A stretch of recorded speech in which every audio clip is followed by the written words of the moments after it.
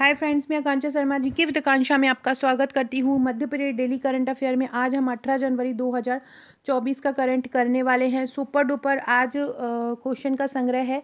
आज कैबिनेट में बहुत सारे निर्णय लिए गए हैं, स्पेशली पीएम जनमन योजना के अंतर्गत। तो उससे संबंधित बहुत सारे फैक्ट आपसे एग्जाम में पूछे जा सकते हैं, क्योंकि पिछले 3-4 दिनों से ये योजना जो है बहुत ज़्यादा चर्चा में है। मैंने परसों नरसों भी आपको इस योजना के बारे में बताया था कि ये स्पेशली जो पिछड़ी जनजातियां हैं, विशेष पिछड़ी जनजातियां हैं, उनको ये योजना कवर करती है। उनके आर्थिक कल्याण के लिए ये योजना बनाई गई है। तो चलिए स्टार्ट करते हैं।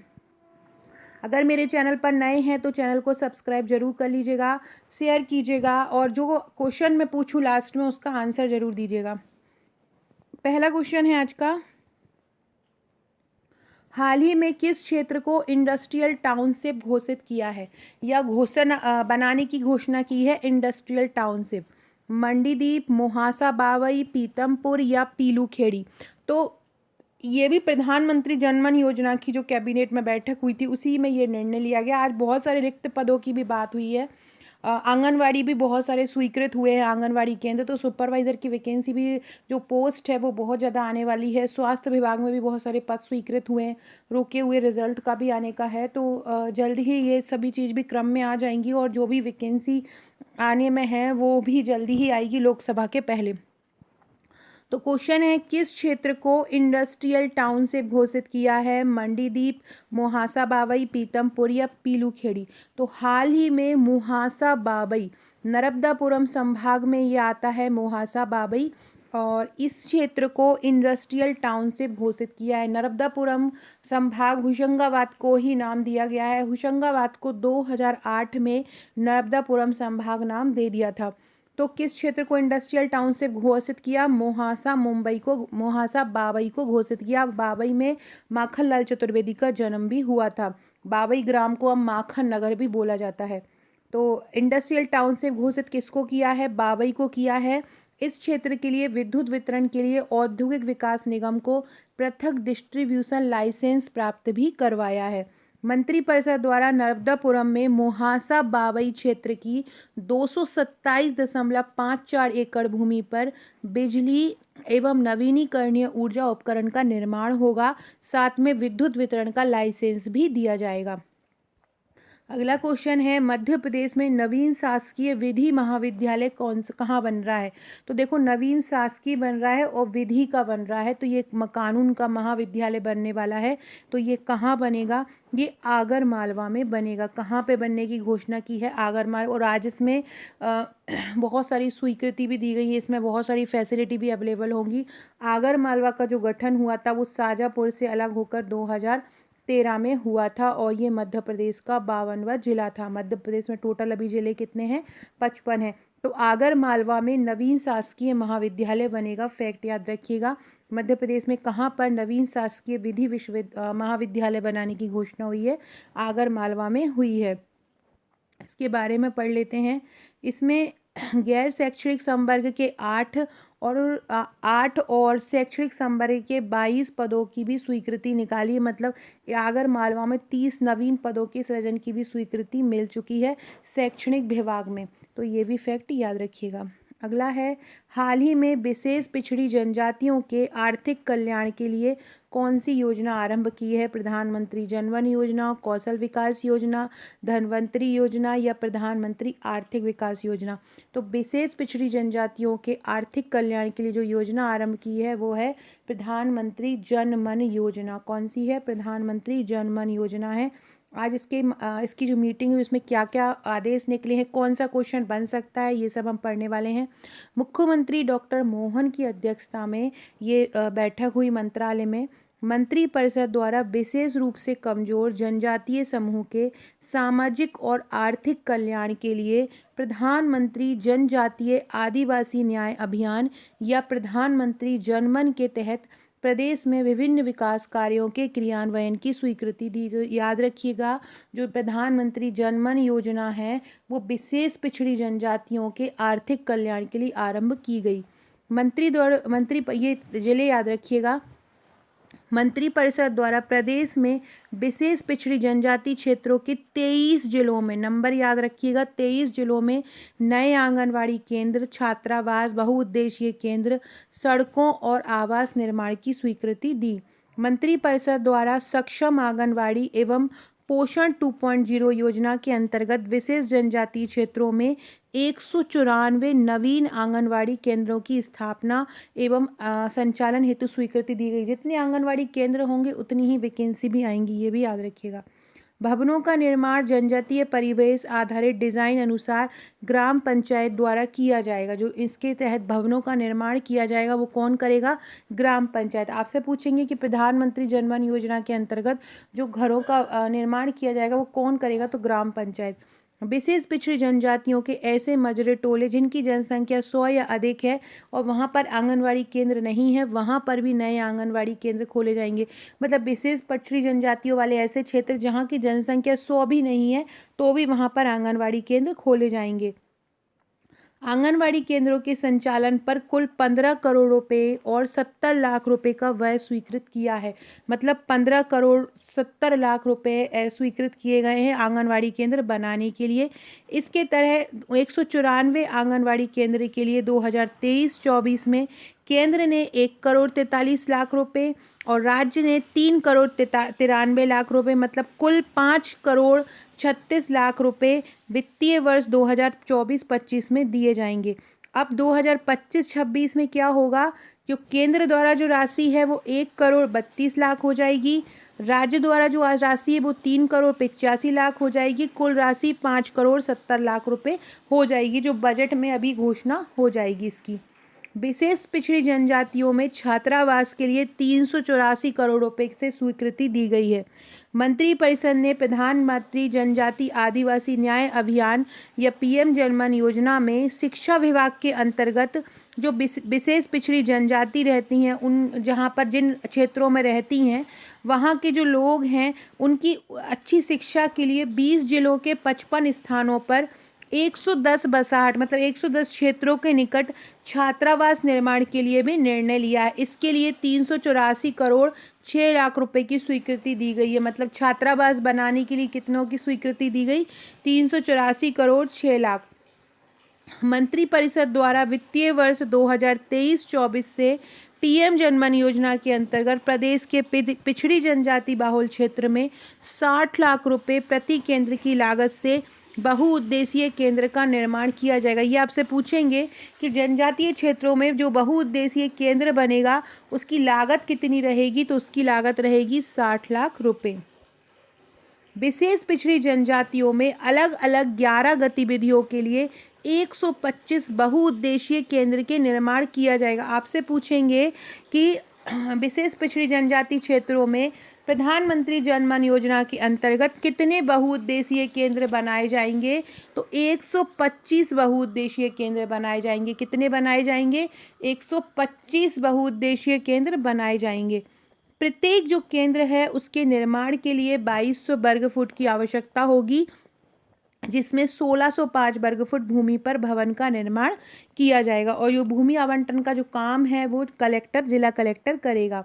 बैगा, सहरिया एवं भारिया जनजाति की जो बसाहट है जहाँ पर वो रहते हैं वहाँ पर सड़कों का संपर्क भी किया जाएगा और आवास निर्माण भी किया जाएगा। मंत्रिपरिषद ने पीएम जनधन योजना में ग्रामीण विकास विभाग द्वारा क्रियान्वित की जाने वाली योजना बैगा, सहरिया एवं भारिया जनजातियों की बसाहट को आवास निर्माण के लिए और सड़क से जोड़ने के लिए स्वीकृति दे दी है। विशेष पिछड़ी जनजातियों की मात्र 100 तक की भी जनसंख्या होगी ना, उनको भी पक्की सड़क से जोड़ा जाएगा।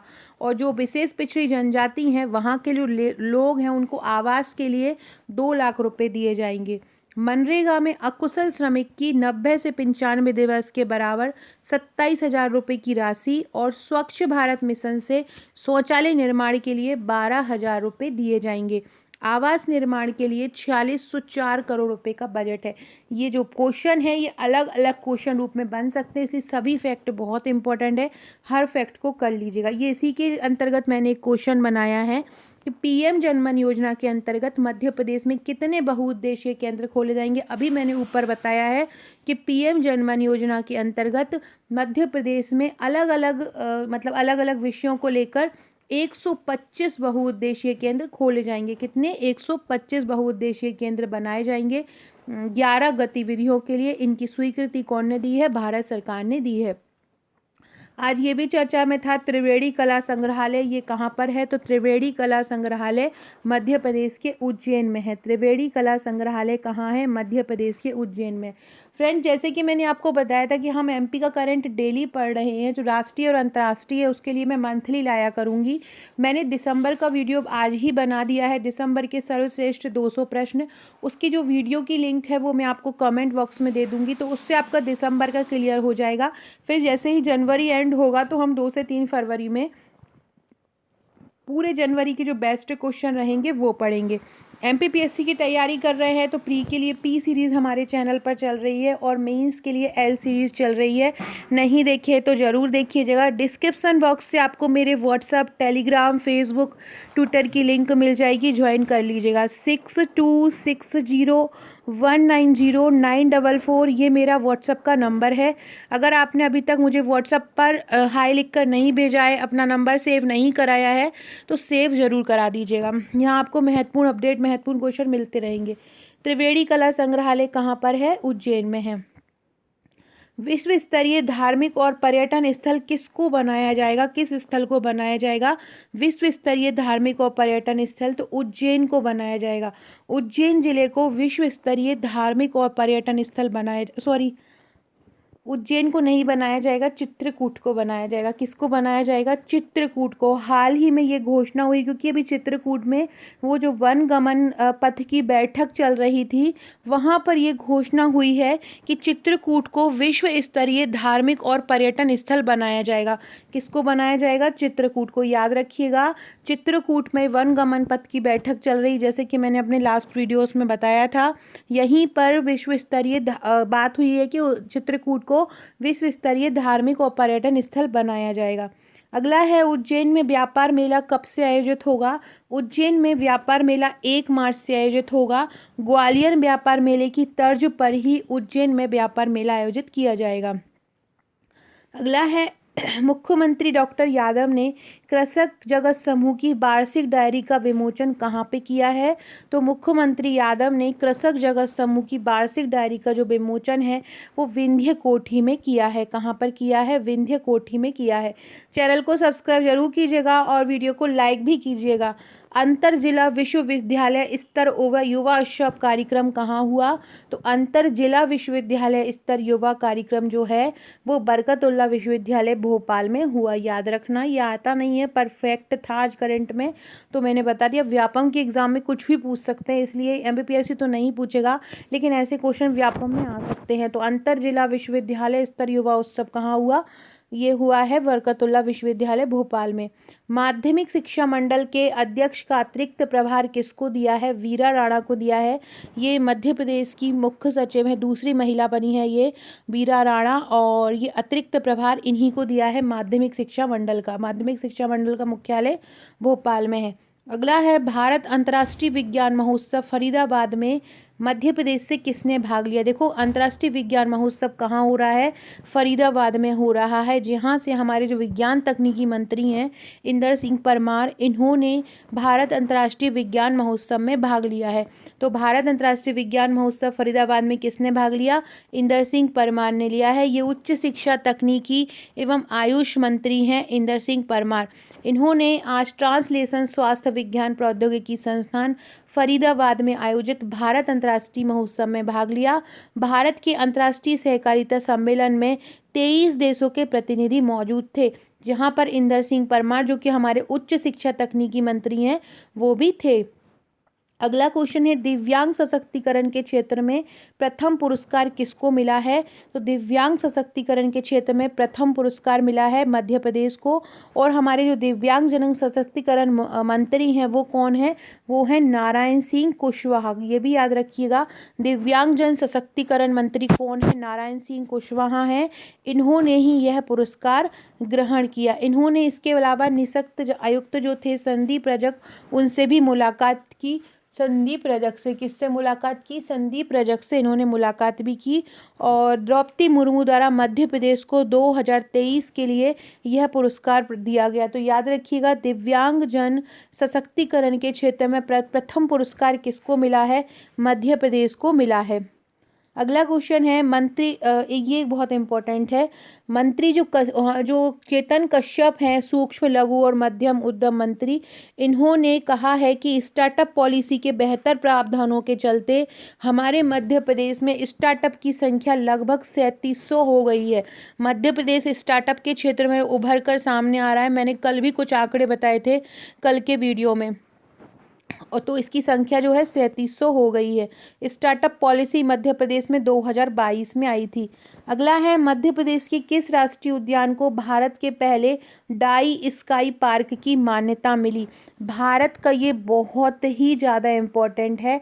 भारत का पहला डाई स्काई पार्क कौन बना है, पेंच राष्ट्रीय उद्यान बना है भारत का पहला डाई स्काई पार्क। इसकी स्थापना 1975 में हो गई थी, लेकिन इसको 1977 में अभयारण्य घोषित किया है और 1983 में इसको राष्ट्रीय उद्यान घोषित किया है। 1992-93 में इसको प्रोजेक्ट टाइगर में शामिल किया।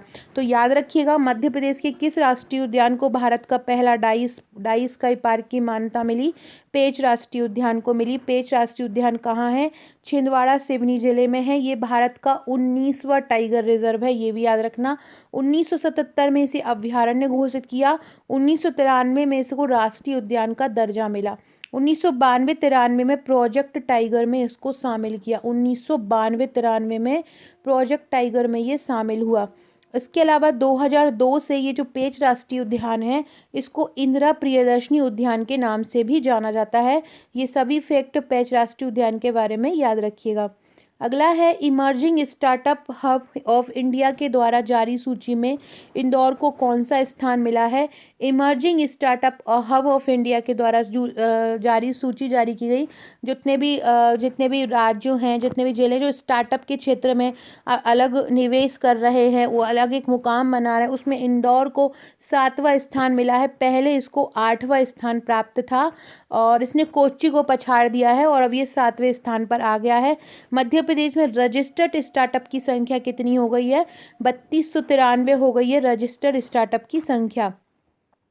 अगला है मध्य प्रदेश के कौन से गांव में बायोक्लॉक विधि से मोती बनाने वाला पहला सेंटर बन रहा है। मध्य प्रदेश का ऐसा कौन सा गांव है जहां पर बायोक्लॉक विधि द्वारा मोती बनाने का पहला सेंटर बन रहा है। तो ये है नौलखा ग्राम, और ये नौलखा ग्राम कहाँ पर है, ये रतलाम में है। नौलखा ग्राम रतलाम में है और यहीं रतलाम में ही बायोक्लॉक विधि से मोती बनाने का पहला सेंटर बन रहा है। और ये जो बायोक्लॉक विधि है ना, ये एक जापानी तकनीक है, जापान की तकनीक है जिससे मोती बनाया जाता है। कौन है ये, जापान की तकनीक है ये बायोक्लॉक विधि, और वहीं पर ही मोती बनाने वाला पहला सेंटर बन रहा है। कहाँ पर है ये, रतलाम का नौलखा ग्राम है, यहीं पर मोती बनाने का पहला केंद्र खुल रहा है। और ये जो जापानी तकनीक है बायोक्लॉक विधि, इसको ये रतलाम के ही ये दिलीप जगदेव हैं, इन्होंने ये खेती करते थे और इन्होंने ही ये मोतियों की खेती करना आरंभ कर दी थी और इस तकनीक से अब वहाँ पर मोती बन रहा है। अगला क्वेश्चन है फ्रेंड्स, आगे बढ़ने से पहले ये मेरे एमपीपीएससी प्रीलिम्स का पैकेज है, पूरा यूनिट वाइज ये बुकलेट है। एमपीपीएससी का सिलेबस 10 यूनिट में बटा हुआ है। हर सिलेबस की जो यूनिट है पूरे सिलेबस की जो यूनिट है, हर यूनिट के टॉपिक को बहुत ही ईजी लैंग्वेज में इन नोट्स में तैयार किया गया है। आप देख सकते हैं यूनिट 1 से लेकर यूनिट 10 तक ये बुकलेट है, साथ में एक करंट अफेयर्स की बुकलेट है। इस तरह ये टोटल आपको 11 बुकलेट दी जाती हैं। साथ में एक व्हाट्सएप का ग्रुप भी दिया जाता है जहां हम आपकी तैयारी कराते हैं, अति महत्वपूर्ण क्वेश्चन देते हैं। ये ग्रुप केवल उन्हीं को मिलता है जो हमारे नोट्स परचेस करते हैं। बहुत ही शानदार सुपर डुपर ये नोट्स हैं। इसके अलावा जैसे कि यूनिट वाइज वो थ्योरी नोट्स हैं, ऐसे ही ये यूनिट वाइज एमसीक्यू हैं। आप इनको हर यूनिट के एमसीक्यू को तैयार कर सकते हैं। हर यूनिट के 1000 बेस्ट एमसीक्यू इसमें निकाले गए हैं। मतलब जैसे कि यूनिट 1 है तो इस यूनिट से 1000 बेस्ट वस्तुनिष्ठ प्रश्न हैं। थ्योरी से आप थ्योरी करिए और इनसे आप प्रैक्टिस करिए। ये महाअभ्यासिका 12,000 प्रश्नों की है, सुपर डुपर प्रश्नों का ये संग्रह है। इसके अलावा अगर आप मेंस का पैकेज भी लेना चाहते हैं तो आप हमारा मेंस का पैकेज भी ले सकते हैं। एमपीपीएससी 2024 का संपूर्ण पैकेज ले सकते हैं। प्रीलिम्स की 11 बुकलेट आती हैं इसमें, प्रीलिम्स प्रैक्टिस सेट की 3 बुकलेट और मेंस की 44 बुकलेट। मेंस के जो नोट्स हैं वो प्रश्नोत्तर श्रृंखला में है, हस्तलिखित है। प्रीलिम्स की भी बुकलेट इजी लैंग्वेज में हैंड रिटन ही तैयार की गई हैं ताकि आपको क्वेश्चन आंसर समझ में आ पाए। मेंस के जो नोट्स है वो पूरे सिलेबस के अकॉर्डिंग है, हर टॉपिक कवर है, हर टॉपिक का प्रश्नोत्तर तरीके से इसमें कवर किया गया। तो अगर आप मेंस लेना चाहते हैं, प्रीलिम्स लेना चाहते हैं तो आप मुझे व्हाट्सअप कर सकते हैं। अब हम देखते हैं आज के हमारे हलवा प्रश्न। ये हलवा प्रश्न बहुत ही ज़्यादा इंपॉर्टेंट है। मंथ के एंड में पूरे हलवा प्रश्न का एक वीडियो बनाऊंगी क्योंकि ये बहुत ही ज़्यादा इंपॉर्टेंट है। हर एक जो रोज के मैं जो 10 हलवा प्रश्न आपको कराती हूँ, ये 10 के 10 ही अपने आप में बहुत इंपॉर्टेंट होते हैं, जो हर एग्ज़ाम के लिए रामबाण होते हैं। आज का पहला क्वेश्चन है, देश की दूसरी सबसे बड़ी फिनटेक सिटी कहाँ पे बनेगी? इंदौर में बनेगी। पहली फिनटेक सिटी जो है वो मुंबई में है। दूसरी फिनटेक सिटी सबसे बड़ी कहाँ पे बनेगी? इंदौर में। और पहली कहाँ पर है? मुंबई में। मध्य प्रदेश इको पर्यटन विकास बोर्ड का गठन कब हुआ था? तो मध्य प्रदेश इको पर्यटन विकास बोर्ड का गठन 2005 में हुआ था। शिवपुरी मुगल राजवंश से संबंधित राजाओं का शिकार स्थान थी, यहाँ पे वो आखेट करते थे। मकड़ाई का किला कहाँ पर है? मकड़ाई का किला हरदा में है। मकड़ाई का किला कहाँ है? हरदा में। फ्रेंड, डिस्क्रिप्शन बॉक्स से व्हाट्सएप टेलीग्राम ग्रुप से जरूर जुड़ जाइएगा। आकांक्षा 1957 ये मेरी इंस्टाग्राम आईडी है। अगर आपने मुझे अभी तक इंस्टा पर फॉलो नहीं किया है तो फॉलो कर लीजिएगा। एक और मेरा इंस्टाग्राम आईडी है हैंड रिटन फायर, यहाँ पे भी आप मुझे फॉलो कर सकते हैं। इसके अलावा फेसबुक पे भी आप मुझे फॉलो कर सकते हैं, अक्सर 90.0 या आकांक्षा शर्मा के नाम से आप मुझे फेसबुक पर भी फॉलो कर सकते हैं। अगला है, दतिया में बीर सिंह महल बनाया है। सबसे पहले तो ये याद रखो कि बीर सिंह महल कहाँ पर है? दतिया में है। तो और इसमें कितने तल हैं, मतलब कितनी बिल्डिंगों में इसको डिवाइड किया है? तो इसमें 7 तल हैं। दतिया में बना है बीर सिंह महल में कितने तल हैं? दतिया में बना है बीर सिंह महल में 7 तल हैं। गढ़ कालिका की पूजा किसने की थी? गढ़ कालिका की पूजा कालिदास ने की थी। किसने की थी गढ़ कालिका की पूजा? कालिदास ने की थी। संजय राष्ट्रीय उद्यान कहाँ पर है? संजय राष्ट्रीय उद्यान सीधी और सिंगरौली में है। कहाँ पर है संजय गांधी राष्ट्रीय उद्यान? सीधी और सिंगरौली में है। विजय राघवगढ़ किला कहाँ पर है? विजय राघवगढ़ किला कटनी में है। कहाँ पर है? कटनी में है। अब हम आज का प्रश्न पूछते हैं। सभी लोग प्रश्न का आंसर जरूर दीजिएगा। पहला है क्वेश्चन है, आज का जो क्वेश्चन है वो है, मध्य प्रदेश में कृषि स्वामित्व अधिनियम कब लागू हुआ? 1960, 1975, 1985 या 1980? सभी लोग कमेंट करके आंसर दीजिएगा। मध्य प्रदेश में कृषि स्वामित्व अधिनियम कब लागू हुआ? 1960, 1975, 1985 या 1980? सभी लोग कमेंट करके मुझे आंसर देंगे। कल का क्वेश्चन था, सुभाष चंद्र क्रिकेट स्टेडियम कहाँ है? सभी लोगों ने जो आंसर है वो भोपाल दिया है। देखिए, भोपाल में भी है लेकिन एक सुभाष चंद्र क्रिकेट स्टेडियम ग्वालियर में भी है। याद रखिएगा, एक सुभाष चंद्र क्रिकेट स्टेडियम कहाँ है? ग्वालियर में भी है। दोनों ही जगह पर ये स्थापित है। सो फ्रेंड्स, वीडियो अच्छा लगे तो लाइक शेयर सब्सक्राइब जरूर कीजिएगा, शेयर कीजिएगा। Okay friends, thank you.